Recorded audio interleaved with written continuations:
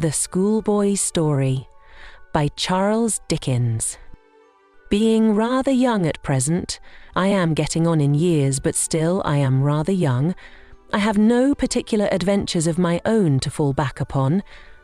It wouldn't much interest anybody here, I suppose, to know what a screw the Reverend is, or what a griffin she is, or how they do stick it into parents, particularly hair-cutting and medical attendance. One of our fellows was charged in his half's account 12 and 6pence for 2 pills.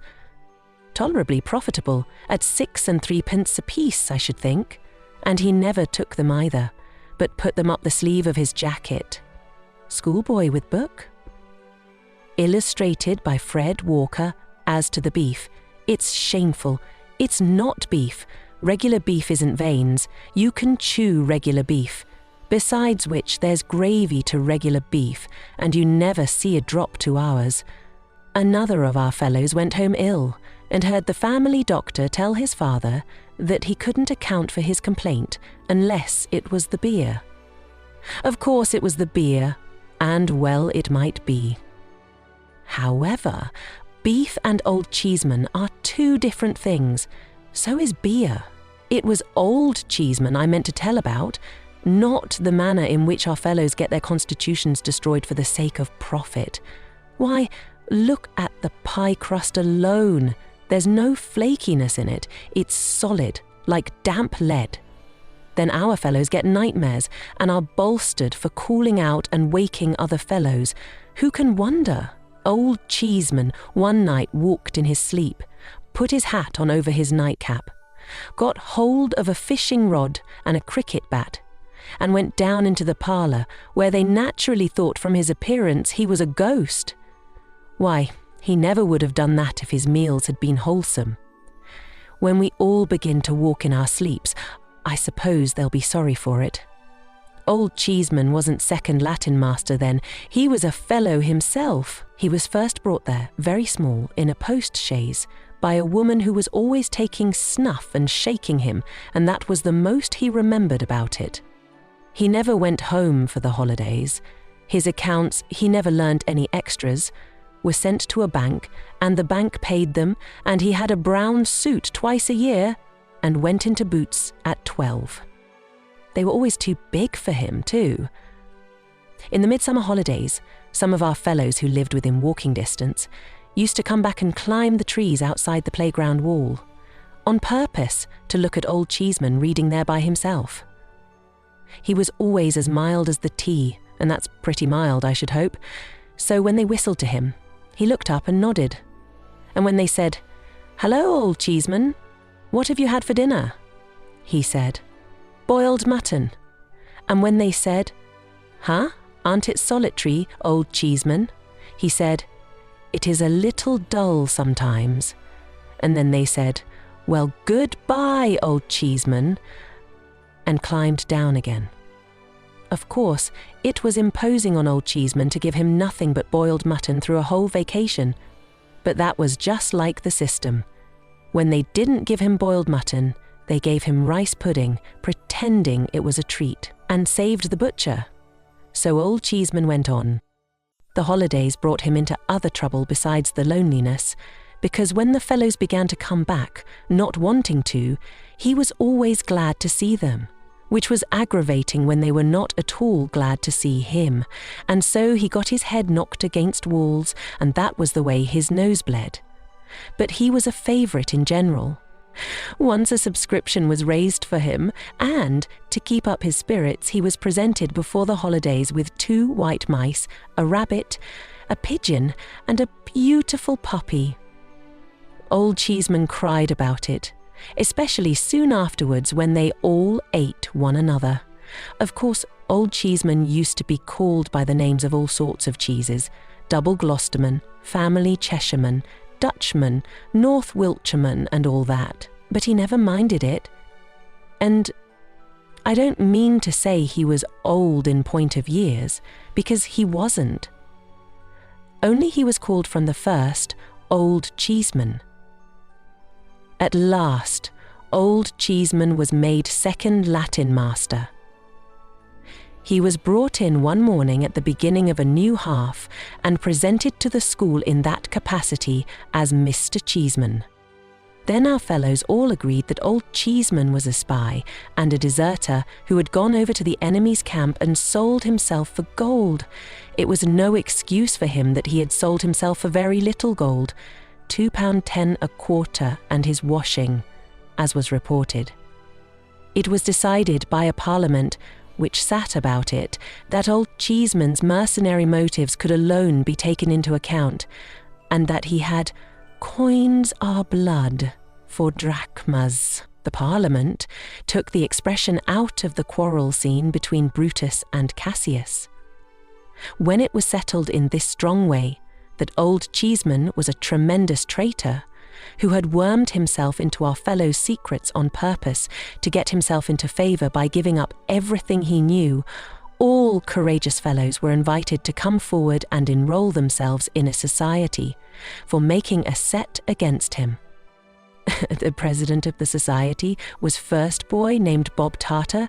His father was in the West Indies, and he owned himself that his father was worth millions. He had great power among our fellows, and he wrote a parody beginning, "Who made believe to be so meek?" That we could hardly hear him speak, yet turned out an informing sneak, old Cheeseman. And on in that way, through more than a dozen verses, which he used to go and sing every morning, close by the new master's desk. He trained one of the low boys too, a rosy-cheeked little brass who didn't care what he did, to go up to him with his Latin grammar one morning and say it so. Nominativus proniminem, old Cheeseman, raro explimitia, was never suspected nisi distinctionis of being an informer, aut emphasis, gratia, until he proved one. Hud, for instance, Bastam nastist, when he sold the boys. Quesi, as though decat, he should say Praeterea nemo, I'm a Judas. All this produced a great effect on old Cheeseman. He had never had much hair, but what he had began to get thinner and thinner every day. He grew paler and more worn, and sometimes, of an evening, he was seen sitting at his desk with a precious, long snuff to his candle, and his hands before his face, crying. But no member of the society could pity him, even if he felt inclined, because the president said it was old Cheeseman's conscience. So old Cheeseman went on, and didn't he lead a miserable life? Of course the Reverend turned up his nose at him, and of course she did, because both of them always do that at all the masters. But he suffered from the fellows most, and he suffered from them constantly. He never told about it, that the society could find out, but he got no credit for that, because the president said it was old Cheeseman's cowardice. He had only one friend in the world, and that one was almost as powerless as he was, for it was only Jane. Jane was a sort of wardrobe woman to our fellows, and took care of the boxes. She had come at first, I believe, as a kind of apprentice, some of our fellows say from a charity, but I don't know, and after her time was out, had stopped at so much a year. So little a year, perhaps I ought to say, for it is far more likely. However, she had put some pounds in the savings bank, and she was a very nice young woman. She was not quite pretty, but she had a very frank, honest, bright face, and all our fellows were fond of her. She was uncommonly neat and cheerful, and uncommonly comfortable and kind. And if anything was the matter with a fellow's mother, he always went and showed the letter to Jane. Jane was old Cheeseman's friend. The more the society went against him, the more Jane stood by him. She used to give him a good-humoured look out of her still-room window sometimes that seemed to set him up for the day. She used to pass out of the orchard and the kitchen garden, always kept locked, I believe you, through the playground, when she might have gone the other way, only to give a turn of her head as much as to say, "Keep up your spirits," to old Cheeseman. His slip of a room was so fresh and orderly that it was well known who looked after it while he was at his desk, And when our fellows saw a smoking hot dumpling on his plate at dinner, they knew with indignation who had sent it up. Under these circumstances, the society resolved, after a quantity of meeting and debating, that Jane should be requested to cut Old Cheeseman dead, and that if she refused, she must be sent to Coventry herself. So a deputation, headed by the president, was appointed to wait on Jane and inform her of the vote the society had been under the painful necessity of passing. She was very much respected for all her good qualities, and there was a story about her having once waylaid the Reverend in his own study and got a fellow off from severe punishment, of her own kind, comfortable heart. So the deputation didn't much like the job.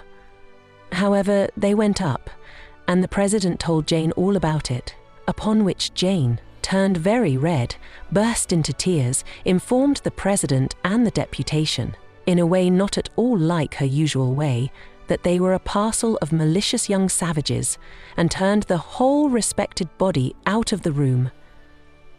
Consequently, it was entered in the society's book, kept in the astronomical cipher for fear of detective, that all communication with Jane was interdicted, and the president addressed the members on this convincing instance of Old Cheeseman's undermining.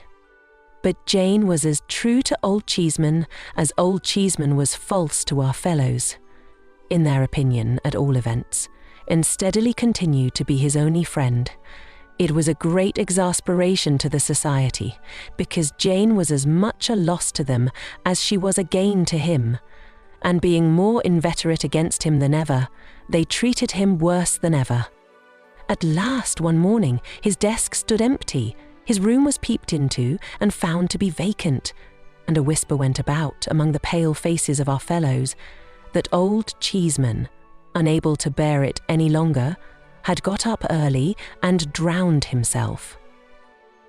The mysterious looks of the other masters after breakfast, and the evident fact that Old Cheeseman was not expected, confirmed the society in this opinion. Some began to discuss whether the president was liable to hanging or only transportation for life, and the president's face showed a great anxiety to know which. However, he said that a jury of his country should find him game, and that in his address he should put it to them to lay their hands upon their hearts and say whether they as Britons approved of informers, and how they thought they would like it themselves. Some of the society considered that he had better run away until he found a forest where he might change clothes with a woodcutter and stain his face with blackberries. But the majority believed that if he stood his ground, his father, belonging as he did to the West Indies and being worth millions, could buy him off. All our fellows' hearts beat fast when the Reverend came in and made a sort of a Roman or a field marshal of himself with the ruler, as he always did before delivering an address. But their fears were nothing to their astonishment when he came out with the story that Old Cheeseman, so long our respected friend and fellow pilgrim in the pleasant plains of knowledge, he called him. Oh yes, I dare say. Much of that was the orphan child of a disinherited young lady who had married against her father's wish, and whose young husband had died, and who had died of sorrow herself, and whose unfortunate baby, Old Cheeseman, had been brought up at the cost of a grandfather who would never consent to see it, baby, boy, or man. Which grandfather was now dead, and serve him right. That's my putting in. And which grandfather's large property, there being no will, was now, and all of a sudden and forever Old Cheeseman's, our so long respected friend and fellow pilgrim in the pleasant plains of knowledge, the revelled wound up a lot of bothering quotations by saying, would come among us once more, that day fortnight, when he desired to take leave of us himself in a more particular manner. With these words, he stared severely round at our fellows and went solemnly out. There was precious consternation among the members of the society now. Lots of them wanted to resign, and lots more began to try to make out that they had never belonged to it. However, The president stuck up and said that they must stand or fall together, and that if a breach was made, it should be over his body, which was meant to encourage the society, but it didn't. The president further said he would consider the position in which they stood and would give them his best opinion and advice in a few days. This was eagerly looked for, as he knew a good deal of the world on account of his father's being in the West Indies. After days and days of hard thinking and drawing armies all over his slate, the president called our fellows together and made the matter clear. He said it was plain that when Old Cheeseman came on the appointed day, his first revenge would be to impeach the society and have it flogged all round. After witnessing with joy the torture of his enemies and gloating over the cries which agony would extort from them, the probability was that he would invite the Reverend, on pretence of conversation, into a private room, say the parlour, into which parents were shown, where the two great globes were which were never used, and would there reproach him with the various frauds and oppressions he had endured at his hands. At the close of his observations, he would make a signal to a prize fighter concealed in the passage, who would then appear and pitch into the Reverend till he was left insensible. Old Cheeseman would then make Jane a present of from £5 to £10 and would leave the establishment in fiendish triumph. The president explained that against the parlour part, or the Jane part, of these arrangements he had nothing to say, but on the part of the society he counselled deadly resistance. With this view, he recommended that all available desks should be filled with stones, and that the first word of the complaint should be the signal to every fellow to let fly at Old Cheeseman. The bold advice put the society in better spirits, and was unanimously taken. A post about Old Cheeseman's size was put up in the playground, and all our fellows practised at it till it was dinted all over. When the day came and places were called, every fellow sat down in a tremble. There had been much discussing and disputing as to how Old Cheeseman would come, but it was the general opinion that he would appear in a sort of triumphal car, drawn by 4 horses, with 2 livery servants in front and the prize fighter in disguise up behind. So, all our fellows sat listening for the sound of wheels. But no wheels were heard, for Old Cheeseman walked after all, and came into the school without any preparation, pretty much as he used to be, only dressed in black. "Gentlemen," said the Reverend, presenting him, "our so long respected friend and fellow pilgrim in the pleasant plains of knowledge is desirous to offer a word or two. Attention, gentlemen one and all." Every fellow stole his hand into his desk and looked at the president. The president was all ready, and taking aim at Old Cheeseman with his eyes. Where did Old Cheeseman then but walk up to his old desk, look round him with a queer smile, as if there was a tear in his eye, and begin in a quavering, mild voice, "My dear companions and old friends." Every fellow's hand came out of his desk, and the president suddenly began to cry. "My dear companions and old friends," said Old Cheeseman, "you have heard of my good fortune. I have passed so many years under this roof, my entire life so far, I may say, that I hope you have been glad to hear of it for my sake. I could never enjoy it without exchanging congratulations with you. If we have ever misunderstood one another at all, pray, my dear boys, let us forgive and forget. I have a great tenderness for you, and I am sure you return it. I want in the fullness of a grateful heart to shake hands with you, everyone. I have come back to do it, if you please, my dear boys." Since the president had begun to cry, several other fellows had broken out here and there, but now when Old Cheeseman began with him as first boy, laid his left hand affectionately on his shoulder and gave him his right, and when the president said, "Indeed, I don't deserve it, sir, upon my honour I don't," there was sobbing and crying all over the school. Every other fellow said he didn't deserve it, much in the same way, but old Cheeseman, not minding that a bit, went cheerfully round to every boy and wound up with every master, finishing off the Reverend last. Then a snivelling little chap in a corner, who was always under some punishment or other, set up a shrill cry of "Success to old Cheeseman! Hooray!" The Reverend glared upon him and said, "Mr. Cheeseman, sir," but old Cheeseman protesting that he liked his old name a great deal better than his new one, all our fellows took up the cry, and, for I don't know how many minutes, there was such a thundering of feet and hands and such a roaring of old Cheeseman as never was heard. After that, there was a spread in the dining room of the most magnificent kind. Fowls, tongues, preserves, fruits, confectionaries, jellies, neegloozes, barley sugar temples, trifles, crackers. Eat all you can, and pocket what you like, all at old Cheeseman's expense. After that, speeches, whole holiday, double and treble sets of all manners of things for all manners of games, donkeys, pony chases, and drive yourself, dinner for all the masters at the 7 Bells, £20 a head our fellows estimated it at, an annual holiday and feast, fixed for that day every year, and another old Cheeseman's birthday. Reverend bound down before the fellows to allow it, so that he could never back out. All at old Cheeseman's expense, and didn't our fellows go down in a body and cheer outside the 7 Bells? Good God! Oh no, but there's something else besides. Don't look at the next storyteller, for there's more yet.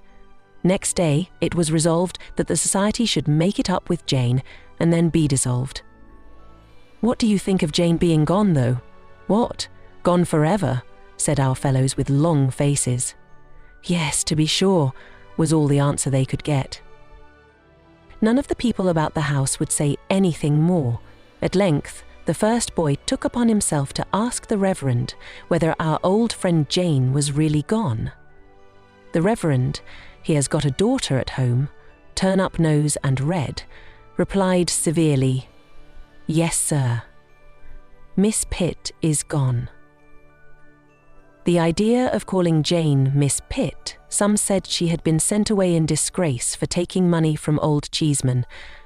Others said she had gone into old Cheeseman's service at a rise of £10 a year. All that our fellows knew was she was gone.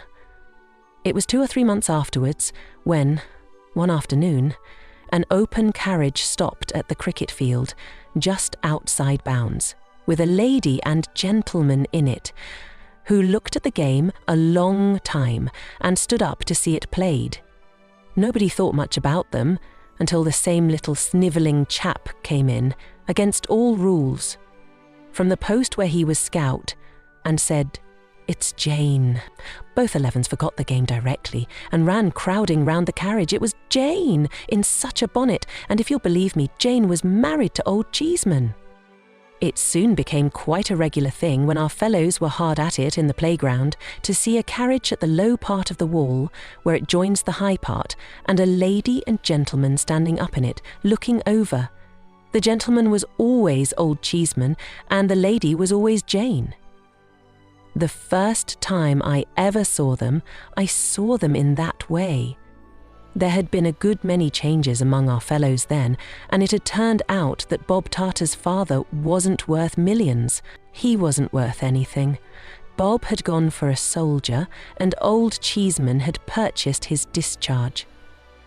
But that's not the carriage. The carriage stopped, and all our fellows stopped as soon as it was seen. "So you have never sent me to Coventry after all?" said the lady, laughing, as our fellows swarmed up the wall to shake hands with her. "Are you never going to do it?" Never, never, never, on all sides. I didn't understand what she meant then, but of course I do now. I was very much pleased with her face though, and with her good way, and I couldn't help looking at her, and at him too, with all our fellows clustering so joyfully about them. They soon took notice of me as a new boy, so I thought I might as well swarm up the wall myself and shake hands with them as the rest did. I was quite as glad to see them as the rest were, and was quite as familiar with them in a moment. "Only a fortnight now," said Old Cheeseman. "To the holidays. Who stops?" "Anybody." A good many fingers pointed at me, and a good many voices cried, "He does!" For it was the year when you were all away, and rather low I was about it, I can tell you. "Oh," said Old Cheeseman, "but it's solitary here in the holiday time.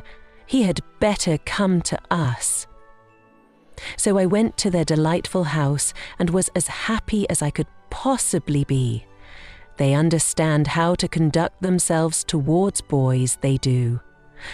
When they take a boy to the play, for instance, they do take him. They don't go in after it's begun or come out before it's over. They know how to bring a boy up too. Look at their own. Though he's very little as yet, what a capital boy he is. Why, my next favourite to Mrs. Cheeseman and Old Cheeseman is young Cheeseman. So now I have told you all I know about Old Cheeseman, and it's not much after all, I am afraid, is it? Holiday Tales for Cozy Nights start on December 1st and run until December 26th. If you like these stories, subscribe to my channel and click on the bell so you don't miss any new stories in the future.